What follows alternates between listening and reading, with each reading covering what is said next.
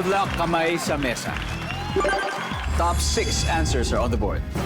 Mapapaiyak ang isang nanay pag sinabi ng anak niyang college student na, ano? Go. Irvine. Magda-drop out siya. Na magda-drop out. Ano ba yan? Wala. Rob, mapapaiyak ang isang nanay pag sinabi ng anak niyang college student na, ano? Buntis siya. Buntis. Nandiyan ba ang buntis?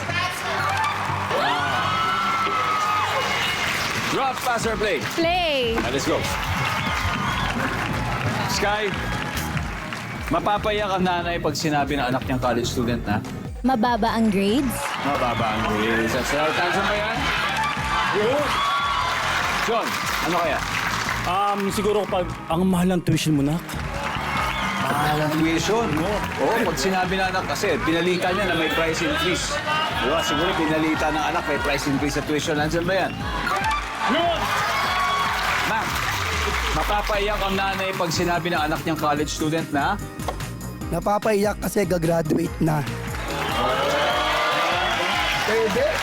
Gagraduate na. Nandiyan ba yan? Kumar Rob, ano pa kaya? Napapaiyak yung nanay ng college student pag sinabi ng student na, Magkakatrabaho agad ako. magkakatrabaho agad. Nandiyan ba yan? Wala. 2 more chances, Kai. Ipapa-guidance? Ipapa-guidance? Ipapa-guidance counselor? Wala. Tribong Hangi, hadal na kayo. John, mapapaiyak ang isang nanay pag sinabi ng anak niyang college student na Mawawala ka na sa amin.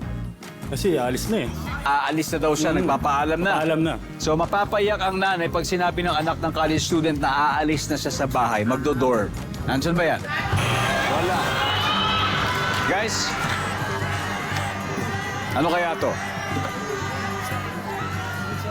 Paul, mapapaiyak ang isang nanay pag sinabi ng anak ng college student na Binasto siya ng teacher.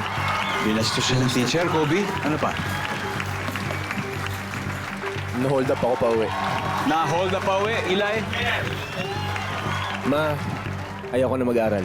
Ayaw na mag-aaral. Alright, Irvine for the win. Mapapaiyak ang isang nanay pag sinabi ng college student na Ayaw niya na mag-aaral. ayaw na mag-aaral. Survey, nandiyan pa yan.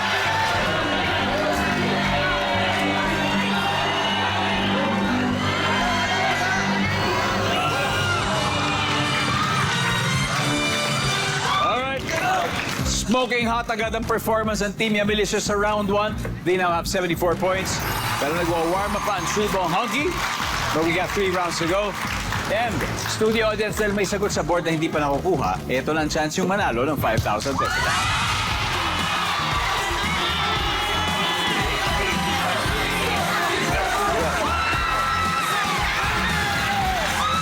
Ha? Ano pangalan mo, kare? Mark Hill.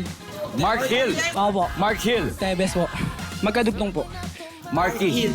Mark Hill. Ano spelling ng Hill? GIL po. Oh, parang yung napakagaling na artistang si Mark Hill. Opo. Napakahusay na aktor, Mark Hill. Okay, Mark Hill. So mapapaya kayo sa nanay pag sinabi na anak ng college student na Pasado! nandiyan pa pasado.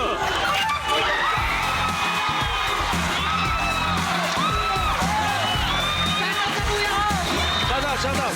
Shoutout sa kuya ko sa kapatid ko dyan! Malamay ko kayo! Eh,